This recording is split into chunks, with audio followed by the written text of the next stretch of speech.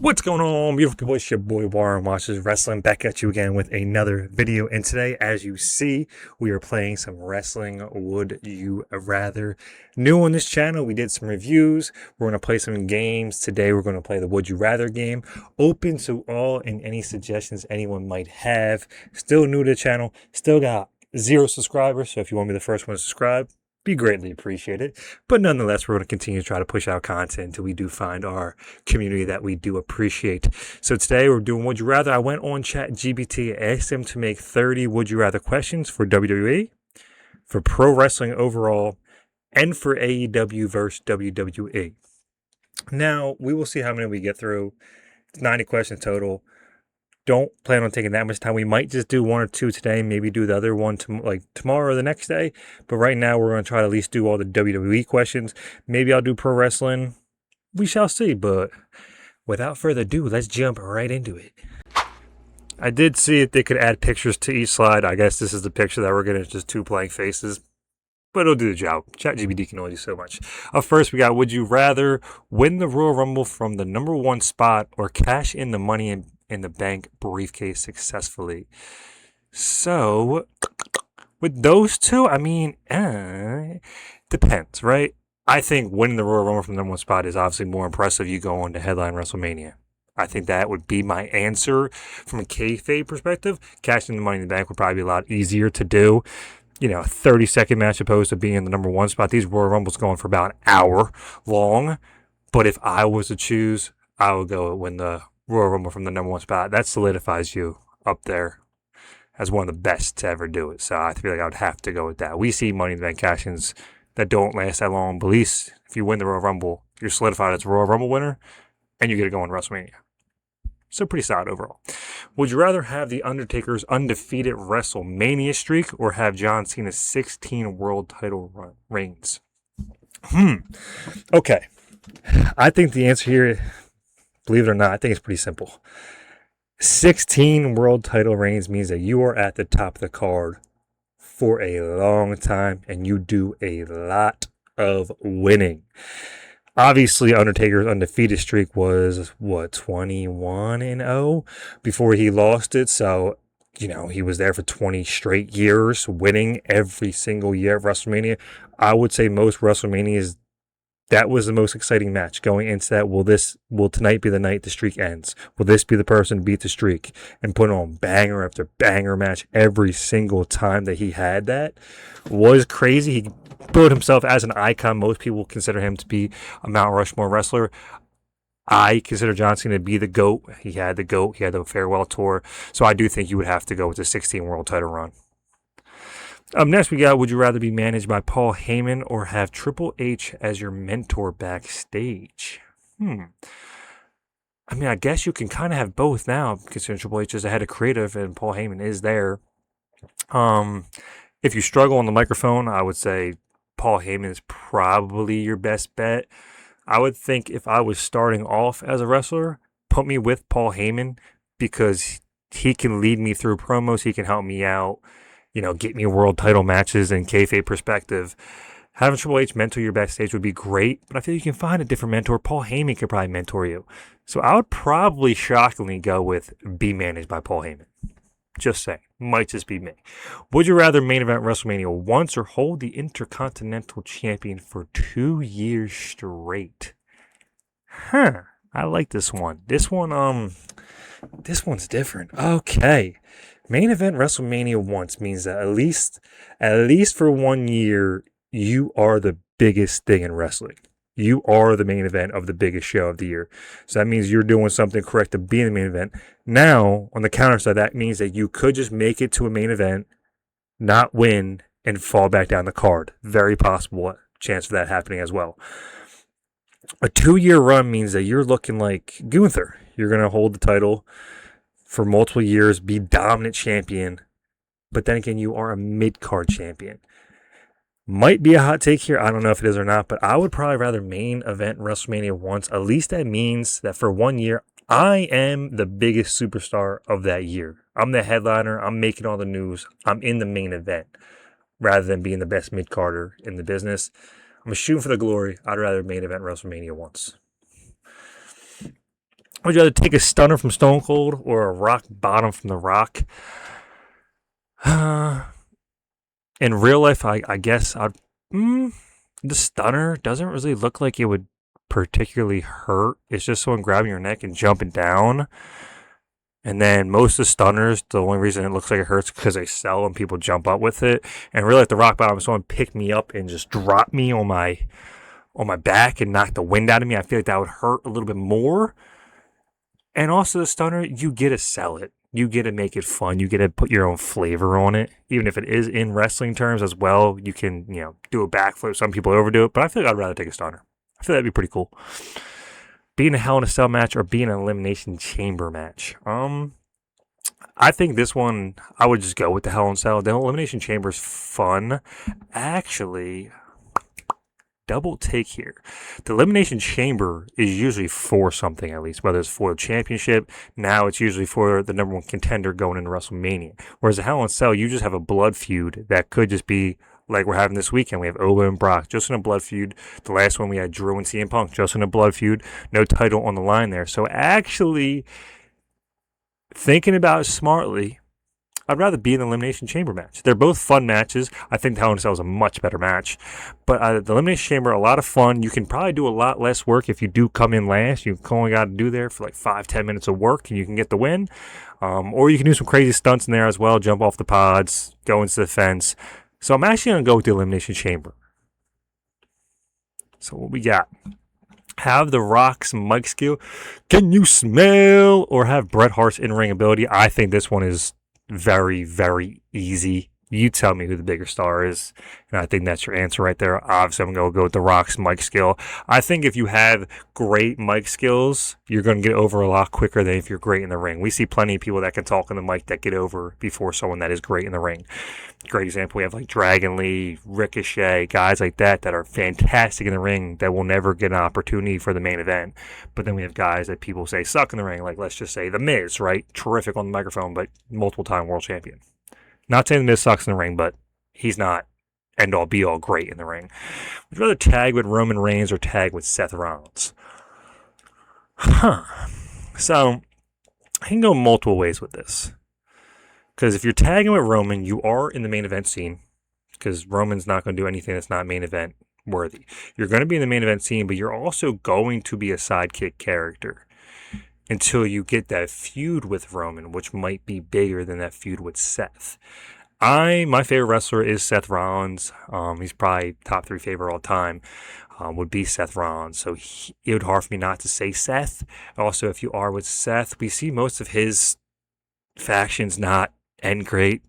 Obviously comes to mind the Vision. I do think if the Vision stayed healthy with Braun and Bronson, I think they both were on the rise to be champions. Especially Braun, I do think he would have had that feud with Seth probably at WrestleMania and won the title from him, which would have made him an ultra star. But if you had a tag with either one, I mean, I would probably say Seth Rollins, just because, don't kill me, just because if you tag with Roman and you guys split up, 98% chance you're losing that match to Roman Reigns because it's Roman Reigns. Seth might put you over. He might. I know it's still like a 90% chance opposed to like a 98% chance of losing, but at least, actually, you know what? I'm going Roman. I want to be in the main event. Give me Roman. I'm sorry. Yep. There we go. Face Brock Lesnar in a last man standing match or face The Undertaker in a casket match. Okay. Well, got a lose-lose situation here. Casket match, I have to get... It's just a casket, so they just close the casket on me. I don't really have to get buried, so we're not doing that part of it. This is like kayfabe, fully. Brock Lesnar last man standing match. You're getting thrown around quite a bit in that. You're just going to get heaved by F5 15 times. You get suplexed 100 times. You're going through objects. You're going through tables. Undertaker in a casket match could be fun. The stipulation is a lot more simple. You just have to get a casket closed on your head. I think you have a little bit better chance of winning the casket match. Sounds crazy, but not too many people are beating Brock. Matter of fact, Brock beat Undertaker. Not in a casket match, but you know what? Give me this casket match. I also think it would just be a little bit more fun to be out there with the dead man in a casket match. Eddie Guerrero's charisma have Shawn Michaels' athleticism. Ugh, okay. This one is a little different than the one before. I mean, kind of like I said, if you have that charisma, if you have that mic skill, you're going to get over quicker than if you are great in the ring. So I am going to stick with that point. If I went with Shawn Michaels, who's probably my favorite wrestler of all time, I said Seth is top three. The reason I didn't say my favorites because it's probably Shawn Michaels or Kurt Angle. But Shawn Michaels' athleticism is great and all, but like I said, the charisma, that's what matters in the WWE, especially. If you have the charisma, if you have the mic work, you're going to get over a lot faster than you would somewhere else. Would you rather win the WWE Championship at WrestleMania or win the Universal Championship at SummerSlam? I think this one's simple. Give me the WWE Championship at WrestleMania. They're kind of the same thing right now, unless we mean Universal as you're combining the two. But right now, literally, it's called the WWE Universal Championship, so this one's kind of an outdated question. But I'll just make it the World Heavyweight at SummerSlam or the WWE at WrestleMania, and I would obviously take the WWE Championship at WrestleMania. Be a dominant heel for 10 years or be a beloved babyface for 5 years. I think this is fairly easy, especially in today's world. The heel is more loved than the face in most aspects. I think it is really, really, really difficult to be a babyface, especially in today's generation. Everyone likes the heels. Think about all your favorite wrestlers are most likely all heels. All mine usually are heels. There's not too many baby faces out there that can stay babyface because people just grow tired of the babyface act. People want to see something different, want to see something new, want to see you turn heel. I mean, Cody, everyone's been saying Homelander since he's goddamn returned. So I think it'd be a lot more fun to be a dominant heel for 10 years. I also think as a heel, it's easier to hold a championship because you're allowed to cheat. You're allowed to get outside involvement. You can find ways around the rules. You don't have to defend your title. You don't have to be a fighting champion. So I think it's a lot easier to win and be dominant as a heel. So I'd rather be a dominant heel for 10 years. Yeah. Give me a decade of a dominant heel. Take a chair shot from 2001 or go through an announcer's table? What do you mean from 2001? Like the way they were swinging chairs back then? This is very easy. I would rather go through the announce table. They were smacking the shit out of each other, if you didn't know, with chairs before they had the whole new stipulation put in for safety. Obvious reasons. Some people hate it, but it is for safety that they don't smack each other with chairs in the head no more, which is why you don't see no headshots. But a chair shot that they were swinging the way they were back in 2001, put me through the announce table. That's so much easier to do. What question are we up to up here? Now, up next, we got, let me see, we're on 14 out of 30, so we probably are just going to do WWE today because I am chatting a lot. Would you rather have John Cena's entrance or The Undertaker's entrance? I mean, John Cena's is more fun, more upbeat, but The Undertaker is The Undertaker. I personally don't think I'd have it in me to do the Undertaker Roman Reigns kind of style of entrance where you're just aura farming for 6 minutes walking to the ring. So me personally, I know the better entrance is Undertaker. It's more iconic. I would rather do John. I don't have it in me to be that slow walking to the ring. So, might be a hot take, but I'm going John. Would you rather wrestle in the Attitude Era or wrestle in the current era? This one might be a hot take, but I do think if you were a wrestler, you would much rather wrestle in the current era. I understand people have love, they have blinders on for the Attitude Era, and I get that. It was a great time to be a wrestling fan. But they always talk about how crazy it was to be a wrestler. You know, you weren't allowed to miss any dates. You had to be there every single day, every single event, every live show. You were wrestling, 250 plus times a year because you were wrestling during the week at house shows. Never had time off. You were getting absolutely destroyed in the ring, getting killed. No one cared about your health or safety. I know today's era, people complain about it. Also, your manager back in the Attitude Era was a complete creep and weirdo. In today's era, I know people bash on it for the creativity and the, what people do, with the writing and storylines and everything like that. But at least if I was a wrestler today, I'm not getting killed in the ring and I can take time off to go be with my family or miss a show or two and still be perfectly okay with where I'm at. The only thing that you can say with today's era that is scary is the releases, right? Especially at this current moment with TKO, we see them release a lot of people. I mean, hell, they try to release R-Truth. And then we see them just recently just release Sheamus, who's been an all-timer, and most likely Bayley's going to be out of the business because her budget's getting cut too. But also, if you were a wrestler and today's is outside WWE, you have other shows to go to. So I would rather wrestle in today's world than in the Attitude Era. Be in the faction with the Shield or be in a faction with D-Generation X. DX was a lot of fun, but the Shield is 3 for 3 with main eventers and all-timers. Seth Rollins is an all-timer, first ballot Hall of Famer. Roman Reigns might be a Mount Rushmore top 5 all-time wrestler, and I know people aren't ready to have that discussion, but look at his body of work and how long he's been on top and how much revenue he's brought in. It's a real conversation you have to have. D-Generation X is more fun. If you ask what faction I like better, it's DX. But outside of Triple H and Shawn Michaels, no disrespect to X-Pac and Road Dogg and China or whoever else was in it, it was just more. The Shield was more dominant. The Shield ended up having better careers. Like I said, they're all 3 of their stars are top stars: Seth, Roman, and then you even have Dean Ambrose / John Moxley outside of it, who is one of the biggest names in another wrestling company, and he was a champion inside WWE as well. So I would go with the Shield. Would you rather win King of the Ring or win the Andre the Giant Memorial Battle Royal? I don't think we had to spend much time on this. King of the Ring is just more prestigious, especially today. It gives you a title match. Well, Oba kind of killed that, but it's supposed to give you a title match at SummerSlam, guaranteed. Whereas the Andre the Giant Memorial Battle Royal does nothing for you. I mean, Carmelo Hayes won it, and Royce Keys won it this year, and previous years I'm not even sure, but clearly doesn't matter.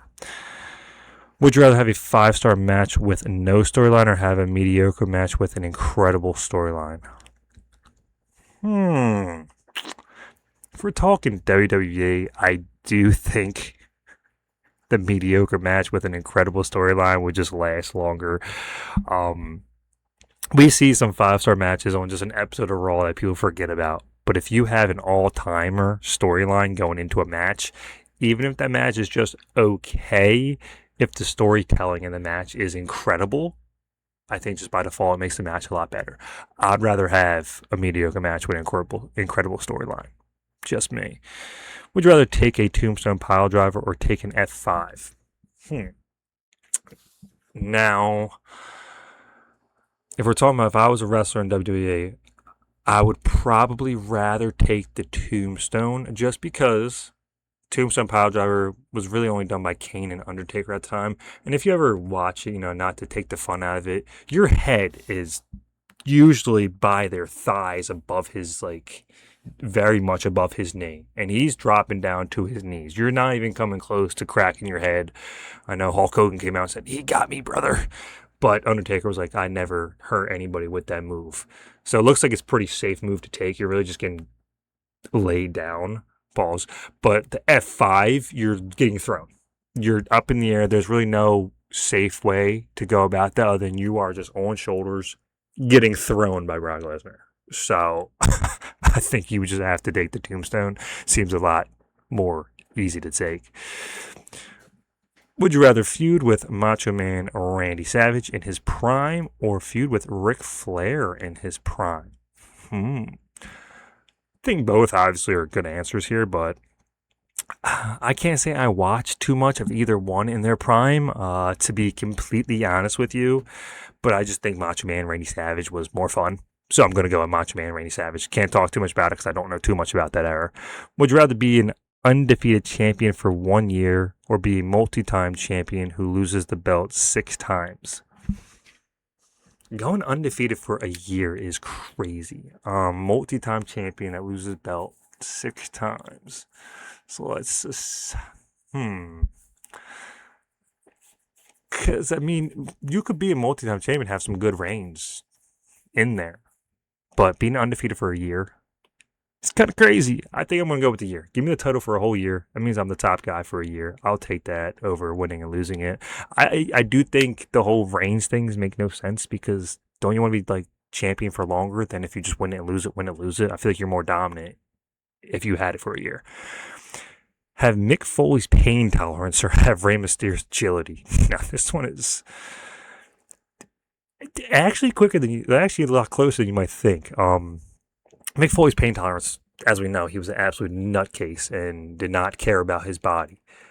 But Rey Mysterio's agility, I mean, he's 50 doing what he's doing right now. And he might be one of the most agile people still in the company. So at my height of 6'6" and 230, if I had Rey Mysterio's agility, I probably wouldn't even be in WWE. I'd probably be in the NBA. But give me Rey Mysterio's agility. I just feel like that'd be an absolutely insane thing for me to have. Would you rather cut a promo in front of a hostile crowd or wrestle a 60-minute Iron Man match? Cut a promo in front of a hostile crowd. Especially if you're a heel and they're on your ass. You can talk over them or try to, but if it gives you heat, it gives you heat. If you are like a John Cena walking into ECW type of babyface where you're just getting booed out of the building, the crowd is not rocking with you, it's very difficult. I mean, we've seen it happen to Charlotte. Charlotte came out with Tiffany, and the crowd had her like startled, and we seen what that feud turned into and how those promos went. Bad. So it can definitely rattle you, but I'd rather try to cut the promo than 60-minute Iron Man matches is wild. So let me speak. Would you rather be the one to end the Undertaker's streak or defeat Goldberg during his undefeated run? Here's the thing. I don't know who ended Goldberg's run. That might be on me. That I don't try to say I'm a wrestling nerd. I'm a casual. I know I am. I know I'm a casual. But I don't know who ended his streak. Undertaker's streak was legendary, as we already talked about, for like 10, 15 years. It was arguably the most important match at WrestleMania. Beating the streak was more important than winning a world title at that time. So I do think be the one to end the Undertaker streak would be an insane thing to do. So I would go with that over Goldberg. Would you rather have your WrestleMania moment ruined by a cash-in or lose the title in a controversial screwjob finish? Ooh, huh. So you're losing either way. The controversial screwjob, it depends how it's done. Like, if it's done how Rock and Stone Cold was with Stone Cold turning heel, which kind of made no sense, kind of very controversial, but it wasn't really about Rock. It was more about Stone Cold turning heel randomly, which no one liked. If it's like that kind of controversial ending, or if we're talking about an ending where you lose the title because some outside shenanigans, like say Cody Rhodes at 39, he didn't lose the title, but he lost championship match due to outside getting spiked by Solo and stuff like that. I guess I would rather lose it in a controversial screw job. But the cash-in would be legendary. Would be very, very legendary cash-in. Give me a cash-in. Everyone loves a cash-in. At least if you lose it that way, you can still get your rematch, and you were part of a legendary moment. Matter of fact, yeah, give me the cash-in. Give me the cash-in. Would you rather team with the Usos or team with the New Day? I mean, honestly, I would probably rather team with the New Day. They just seem, I don't know. The Usos are a lot of fun too. This one is difficult. I think the Usos might go down as the greatest tag team of all time. And obviously the Bloodline is 2026, July, and they're still going strong. So I love the New Day, but the Usos, man. I would have to go with the Usos, especially if that makes me part of the Bloodline. I'm a main eventer. Be a Paul Heyman guy, be a member of the Bloodline. I know I was just gassing the Bloodline, but in this scenario, with this question, I think being the Paul Heyman guy. Most Paul Heyman guys do end up making it. We're not talking about Curtis Axel, but most guys do end up making it to the main event scene. So, a member of the Bloodline, honestly, yeah, all of the members of Bloodline, other than one, have won singles gold as well. But I think being a Paul Heyman guy means that they see something in you now. Obviously, WWE knows what it is to be a Paul Heyman guy. They know that that's a push. They know that that means that you're most likely being in the main event. So I would rather be the Paul Heyman guy and take down the Bloodline. Would you rather win the WWE Championship in a ladder match or win the WWE Championship in a steel cage match? I thoroughly don't like steel cage matches. I just think it restricts you too much. You're literally doing less than what you would do if you didn't have a cage around you, and it's supposed to keep you in confined space where you can't leave the cage. But then you can just walk out the door and win. The body Jesse Ventura had the famous line, "Make it make sense. You can leave going through the door." Bad impression, but you get what I'm trying to say here. You can just walk out the door and win. That's so stupid to me. Ladder match, you're getting vertical. There's going to be some high flying stuff. You're going to get hit with weapons. Give me the ladder match. Almost to the end here. Would you rather have Kurt Angle's technical wrestling ability or Jeff Hardy's Daredevil style? Ooh. Ooh, ooh, ooh. See, at first, you're thinking Kurt Angle's technical wrestling ability would help you have a long career. But then we look at it, Kurt Angle had a much shorter career. Jeff Hardy's still wrestling. He's still doing crazy shit. I think having that no fear is insane. But if you can wrestle like Kurt Angle, you're going to be just fine in the business. Jeff Hardy got over with the fans because of his Daredevil style, though. This one is more difficult than you think. I know a lot of people might just take Kurt Angle because it seems like the right answer. But being able to do what Jeff Hardy did,